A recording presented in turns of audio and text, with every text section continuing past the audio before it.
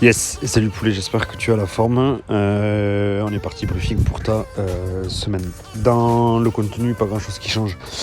Par rapport à la semaine dernière, effectivement, l'inconvénient c'est que tu vas enchaîner rapide les séances du fait qu'on est tout condensé en fin de semaine la semaine dernière par rapport au fait que tu passais le concours Pôle, que donc tu n'étais pas disponible en début de semaine. Du coup, on condense un petit peu tout ça et c'est vrai que les séances vont s'enchaîner, mais c'est pas forcément un souci. Si jamais il y a quoi que ce soit, dans tous les cas, tu n'hésites pas à m'en faire part et on fera en sorte de réajuster tout ça pour que tu sois au top de ta forme pour réaliser l'intégralité des séances et faire en sorte d'en tirer un maximum de bénéfices. Avant de commencer à t'expliquer un petit peu ce qui t'attend, ce que j'attends de toi, c'est vraiment que tu fasses les retours début, fin de séance. C'est hyper important.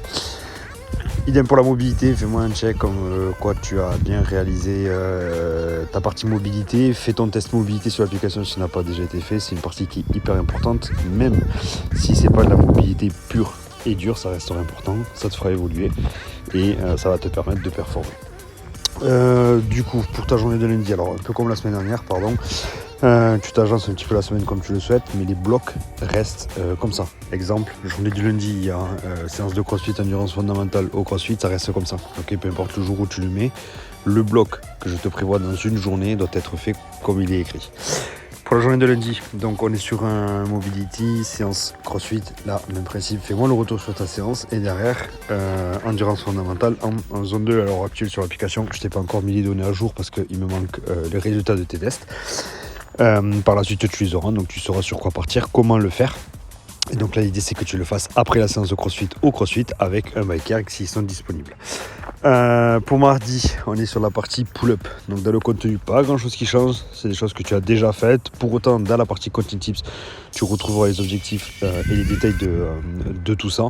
Fais en sorte pour la partie négative pull-up de vraiment partir d'entrée avec le menton au-dessus de la barre, de ne pas forcer pour pouvoir l'amener, d'avoir une posture correcte, les mains à peine plus larges que tes épaules, le holo actif, c'est-à-dire pieds serrés, nombril aspiré, et le gainage bien actif, et de contrôler ta descente du début à la fin jusqu'à ce que tu retrouves avec les bras tendus. Pas de mouvement rapide, on est dans le contrôle du début à la fin. Si tu as la possibilité de le faire, forcément tu peux te lester pour pouvoir augmenter un petit peu la charge de travail. Je sais pas encore à l'heure où je fais la vidéo ce que ça a donné pour la semaine dernière, donc où on charge un peu plus que la semaine dernière ou pas, ça je te donnerai des précisions là-dessus. Lundi Australian pull-up, on augmente un petit peu le volume, le principe il reste le même. Pour le renfort c'est pareil, pense à me partager tes charges là-dessus, gros focus sur l'exécution de mouvement. Tes charges de travail ne doivent pas te pénaliser, il faut que tu arrives à réaliser l'intégralité du volume. Tout ça, ça va faire avant ta séance de crossfit. Alors, le mercredi on est sur le run intervalle, on passe à 6 fois 30-30 en zone 4, pareil, les données ne sont pas encore à jour, elles le seront quand j'aurai le retour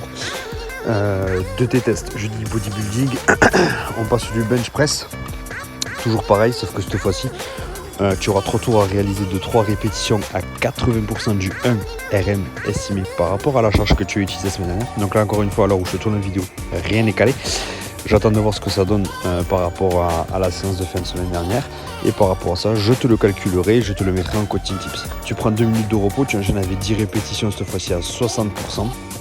2 minutes de repos et le tout à faire 3 fois. Séance de crossfit et après la séance de crossfit, petit accessory. 4 tours de 9 dumbbell pull over, 8 barrel behind the next press, ça tout ça tu l'as déjà fait si je dis pas de bêtises la semaine dernière, pas grand chose qui évolue, je te laisserai checker tout ça en coaching tips. Pareil, les charges de travail qui doivent être utilisées doivent te permettre de faire le volume à l'intégralité avec un mouvement qui est propre et efficient. Pour la journée de vendredi, on est sur un bloc uniquement de zone 2. À faire à la caserne, tranquillou, tu pars sur 40 minutes à très basse intensité, tu vas être capable de discuter, de parler avec n'importe qui aisément durant toute la séance. Et pour dimanche, on finit avec du run en zone 1, zone 2, tu verras, ce sont des allures qui sont très lentes, même un professionnel aurait du mal à tenir ces allures-là. Donc moi, ce que je te conseille, c'est de partir sur 40 minutes où tu varies entre marche et course. Je te mettrai le détail quand j'aurai le résultat de tes tests sur ce bloc-là. Mais en gros, l'idée, ça va être d'alterner un certain temps en marchant, un certain temps en courant. Mais quand tu cours, tu ne devras pas dépasser sur ce temps-là un certain nombre de mètres ou de kilomètres. Voilà, mais ça sera précisé une fois que j'aurai accès à tes tests. Voilà, écoute, si tu as des questions, encore une fois, moi je reste disponible. Pense à préparer tout ça en avance pour ne pas être surpris au moment de ta séance.